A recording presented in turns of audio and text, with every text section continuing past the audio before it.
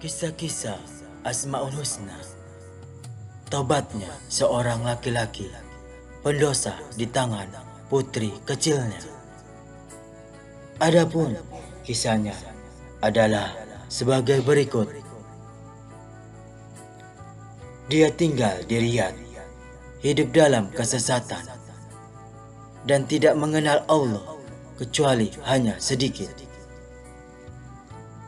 Bertahun-tahun tidak pernah masuk masjid dan tidak pernah bersujud kepada Allah meski hanya sekali.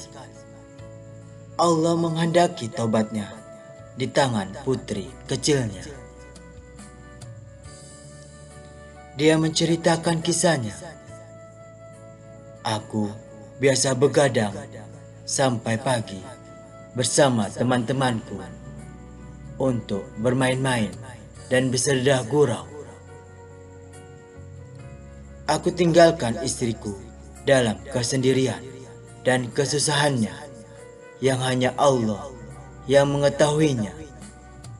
Istriku yang setia tak mampu lagi menasihatiku, yang sudah tak mempan lagi diberi nasihat.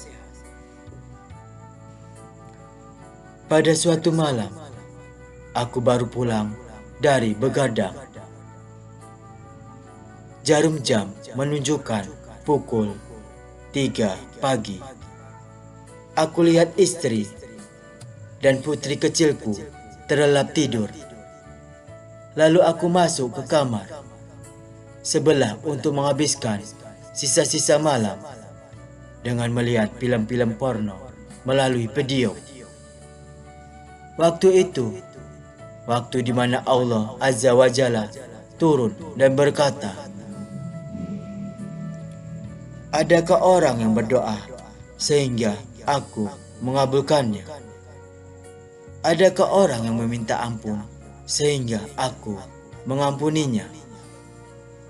Adakah orang yang meminta kepadaku sehingga aku memberinya?" Tiba-tiba pintu kamar terbuka dan kulihat putriku yang belum genap berusia 5 tahun. Dia melihatku dan berkata, "Bapak, ini suatu aib bagimu. Takutlah kepada Allah." Dan mengulanginya 3 kali. Kemudian menutup pintu dan pergi. Aku terkejut, lalu aku matikan video.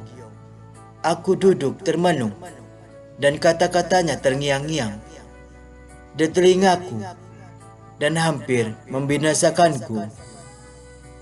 Lalu aku keluar mengikutinya, tapi dia sudah kembali lagi ke tempat tidurnya. Aku seperti gila, tidak tahu apa yang baru saja menimpaku waktu itu. Tak lama kemudian terdengar suara azan dari masjid dekat rumah yang memecah kegelapan malam, menyeru untuk sholat subuh. Aku berwudu lalu pergi ke masjid. Aku tidak bersemangat untuk sholat, hanya saja karena kata-kata putriku membuatku gelisah. Sholat dimulai, imam bertakbir dan membaca beberapa ayat Al-Quran. Ketika dia bersujud, aku pun bersujud di belakangnya dan meletakkan dahiku di atas tanah sampai aku menangis keras tanpa ku ketahui sebabnya. Inilah sujud pertama kali kulakukan kepada Allah Azza wa Jalla sejak 7 tahun yang lalu. Tangisan itu adalah pembuka kebaikan bagiku. Tangisan itu telah mengeluarkan apa yang ada dalam hatiku berupa kekafiran, kemunafikan, dan kerusakan. Aku merasakan butir-butir keimanan mulai meresap ke dalam jiwaku. Setelah sholat, aku pergi bekerja. Ketika bertemu dengan temanku, dia heran melihatku datang cepat padahal biasanya selalu terlambat akibat begadang sepanjang malam. Ketika dia menanyakan penyebabnya, aku menceritakan apa yang kualami tadi malam. Kemudian dia berkata, "Bersyukurlah kepada Allah yang telah menggerakkan anak kecil itu sehingga menyadarkanmu dari kelalaianmu sebelum datang kematianmu." Setelah tiba waktu zuhur, aku merasa cukup lelah karena belum tidur sejak malam.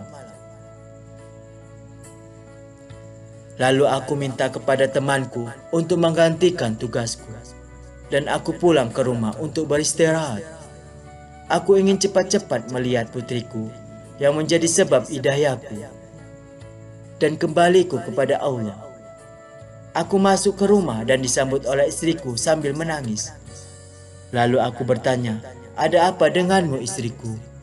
Jawaban yang keluar darinya laksana halilintar, "Putrimu telah meninggal dunia." Aku tak bisa mengandalkan diri dan menangis. Setelah jiwaku tenang, aku sadar bahwa apa yang menimpaku semata-mata ujian dari Allah Azza wa Jalla untuk menguji imanku.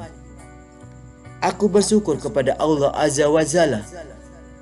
Aku mengangkat gagang dan menghubungi temanku. Aku memintanya datang untuk membantuku. Temanku datang dan membawa putriku, memandikannya dan mengapaninya. Lalu kami mensolatkannya dan membawanya ke pemakaman. Temanku berkata, "Tidak ada yang pantas memasukkannya ke liang kubur kecuali engkau." Lalu aku mengangkatnya dengan berlinang air mata dan meletakkannya di liang kubur. Aku tidak mengubur putriku, tapi mengubur cahaya yang telah menerangi jalan hidupku.